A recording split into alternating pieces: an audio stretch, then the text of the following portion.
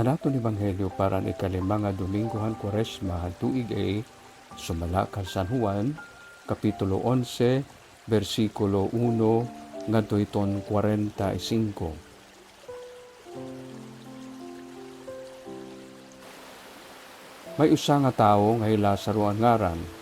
Nag-ukoy iya habitan niya upod aniya kabungtuan nga kababayen-an sira Marta ug Maria.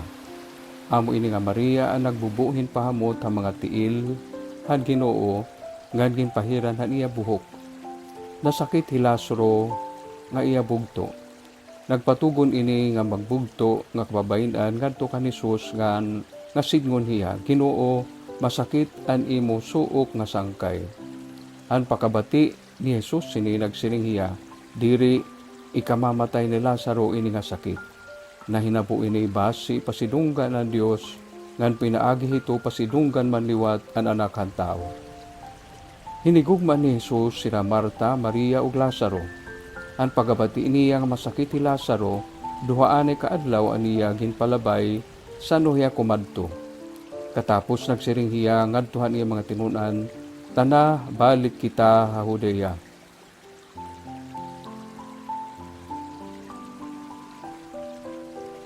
Pag-abot ni Jesus, nasayran niya nga upat na kaadlaw nga iginlubong hi Lazaro. Mga 3 ka kilometro ang Betania tika nga Jerusalem, ngandam nga mga Hudiyo ang kinadtuhin pagliaw kanda Marta ug Maria mahitungod han kamatay han irabugto. Han pakabati ni Marta nga ti arabo ti Jesus kinadtuhiyahin pagtapo. Samtang hi Maria nagpabilin habalay. Nagsiring hi Marta kan Jesus, Ginoo, diri unta na patay anakon bugto kun nakanhi ka pa. Kundi maaram ako nga bisan niya na ihahataga imo han Dios ang bisan ano nga imo pangaruon ha iya. Gitsumatan niya ni Jesus, mababanhaw an imo bugto. Nagbaton hi Marta, maaram ako nga mababanhaw hiya ha katapusan nga adlaw. Nagsiring Jesus sa iya, iako ang pagkabanhaw ngan ang kinabuhi. Mabubuhi ang bisan hino nga natuuha akon, bisan kun mamatay hiya. Ngan diri nagud mamamatay ang bisan hino nga buhi nga natuuha akon. Natuod ka ba hini? Nagbaton hi Marta, oo Ginoo, natuo ako nga amo ka ang Mesiyas, ang anak han Dios nga makanhi ha kalibutan.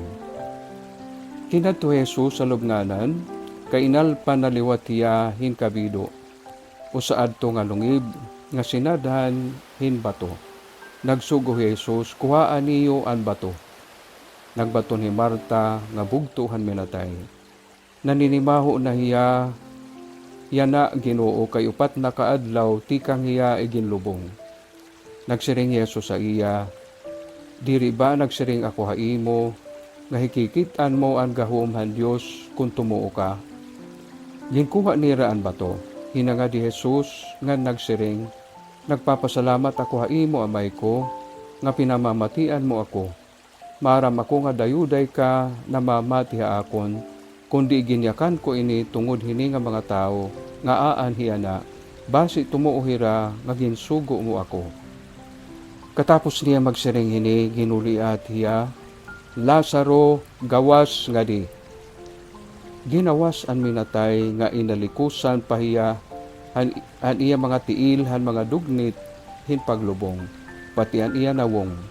Nagsiring Jesus sa iya, nagsiring Jesus sa ira, hubarin niyo ngan palak tahiya. Nakakitahan ginbuhat ni Jesus indamo han mga Hudiyo nga nagduaw kan Marta ngan tinuuhira ha iya. Kabugtuan, ang maupay nga sumatan aton katalwasan, pagdayawon ka, Kristo. Baraan na takna ha iyong atanan. Ngatanan kita, siguro, may da kilala, o may da man membro ha pamilya, o mga membro ng pamilya nga namatay, o tinawag na sa Dios nga tuhan lain nga kinabuhi. Sanglit nakakaintindi kita, han inaabat, han magbugto himata nga Maria han kamatay han irabugto nga Lazaro. Iton kamatayon ordinaryo nga sumat nga ato nababati ordinaryo nga eksperyensya nga aton igin kakakita mismo didit aton mga panimalay o pag-aranyaw.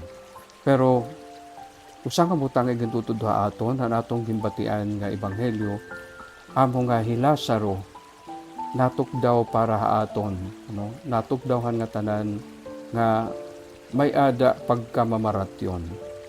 Kay kung pagsiring. Kay una, igimpapakita ato ni San Juan, ngay Lazaro, diri la kilala ni Jesus, kundi hinigugma pa ni Jesus. Ngan suok hiya kan Jesus. Usapain nga pahinumduma aton nga kita, nga nagsusunod kan Jesus, nagsusunod na iya, diri la liya kilala, kundi suok pa haya kasing-kasing, kay hinigugma kita niya.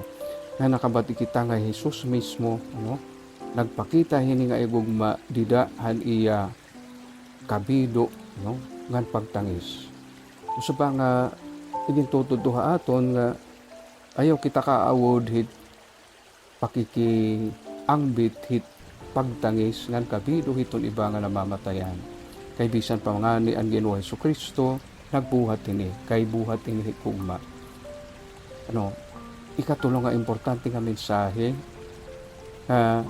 ni Jesus nagpalabay pahindo ka adlaw anti siya kumadto an iya namatay nga sangkay pahinom dumaaton nga iton timing hit Ginoo iba, di ba? Nagkakanta nga ni kita in his time sanglit kon may data pinangangaro ti ka nga iya ay hinumdumi naton ini nga may ada iba it time hit Ginoo kay iba iton iya pananaw.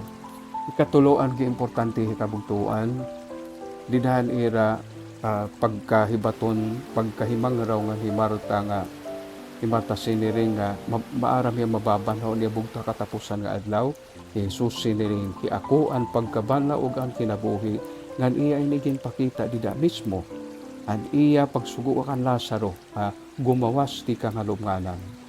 Ano ba iti importante nga mensahe atong kabituan nga kaluyo itong kamatayon iton tao nga nasarid natuo kan Hesukristo nga ating Ginoo may ada makaangbit han iya pagkabanhaw. Diyos amay nga makakarahon pasaylo kami han amon mga pagduda tagi kami hinmabasog nga pagtuo didahan pagkabanhaw nga amon Ginoo Hesukristo. Amen.